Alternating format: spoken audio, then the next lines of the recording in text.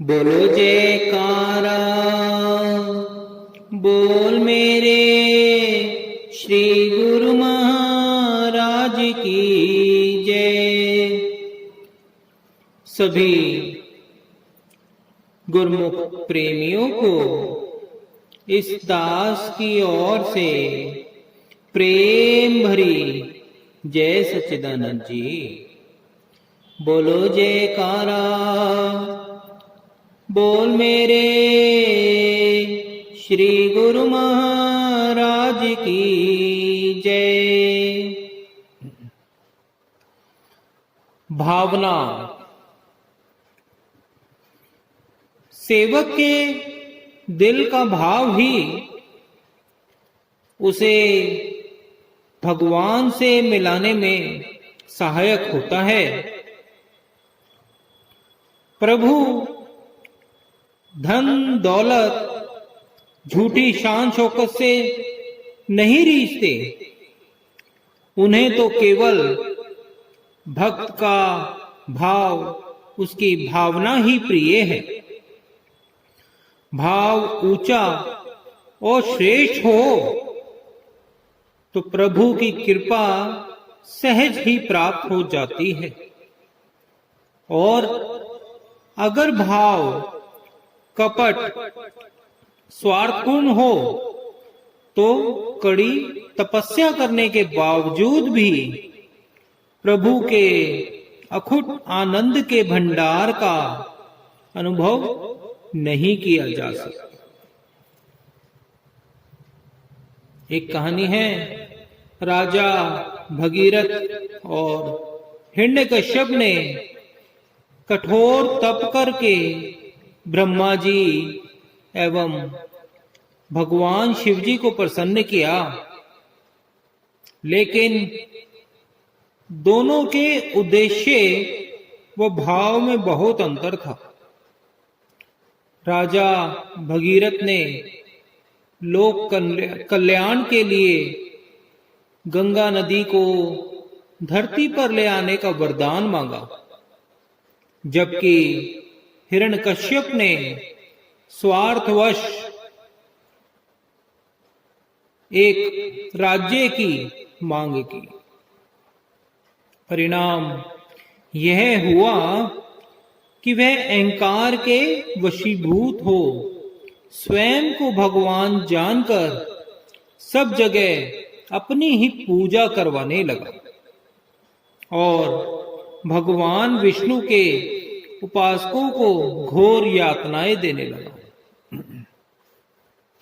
अब विचार किया जाए तो तब तो दोनों ने ही एक दूसरे से बढ़कर किया,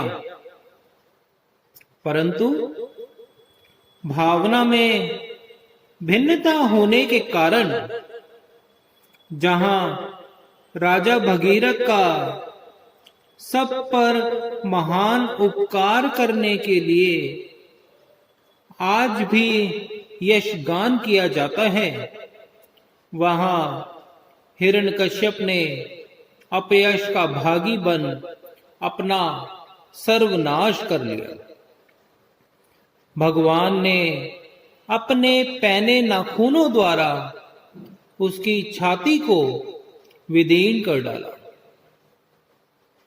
श्री रामचरितमानस में गोस्वामी तुलसीदास जी वर्णन करते हैं, जाकी रही भावना जैसी प्रभु मूरत देखी तिन जैसी। भगवान श्री राम जब राजकुमार के भेष में सीता जी के स्वयंवर में मिथिला पधारे तो वहां मौजूद समस्त प्रजा व कई राजाओं ने उनमें भगवान के दर्शन किए। कुछ एक राजाओं ने उन्हें साक्षात काल की न्याय देखा और कुछ एक ने उन्हें साधारण मानव ही जाना। स्वयं परशुराम जी भी क्रोध के वशीभूत हो प्रभु को तब तक ना जान सके जब तक उनके भीतर की प्रेम भावना ने उनके क्रोध को भस्मीभूत न कर दिया। भगवान श्री कृष्ण जी महाराज ने भक्त की भावना को सर्वोपरि जान दुर्योधन के फल व मिष्ठान को त्याग कर विदुर जी के साग का प्रेम सहित भोग लगाया।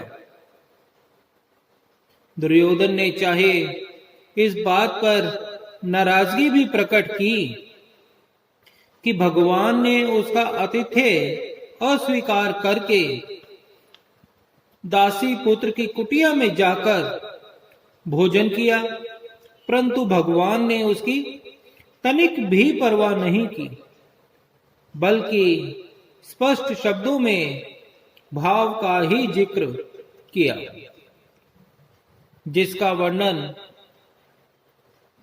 परम संत श्री कबीर साहिब जी ने मारू राग में भी किया है।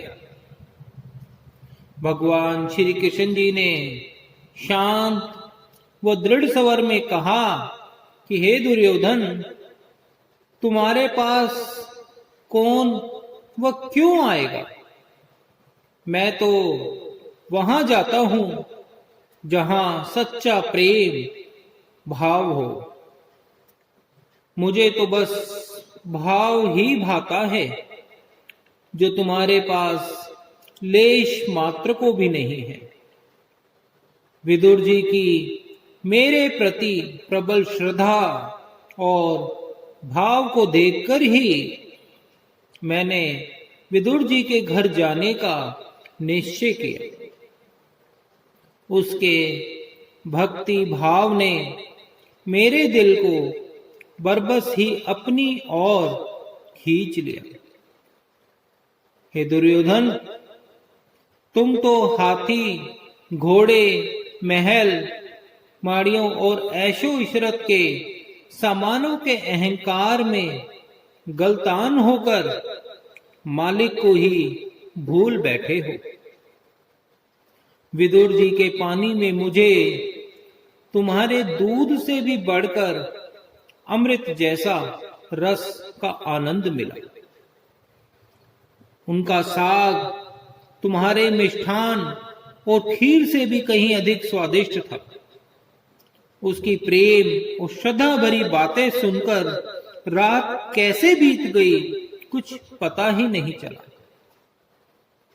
परम संत श्री कबीर साहिब जी फरमाते हैं कि भगवान तो आनंद की मूर्ति हैं और वे जात पात भेदभाव से परे हैं। उन्हें केवल सच्ची श्रद्धा और भावना से ही रिझाया जा सकता है। प्रभु के प्यारे भक्त जगत में रहते हुए भी जगत से न्यारे रहकर सच्ची निष्ठा व लगन से रूहानी मार्ग की ओर बढ़ते चले जाते हैं और जो गुरुमुख सतगुरु की आज्ञा में चलकर नाम शब्द की कमाई कर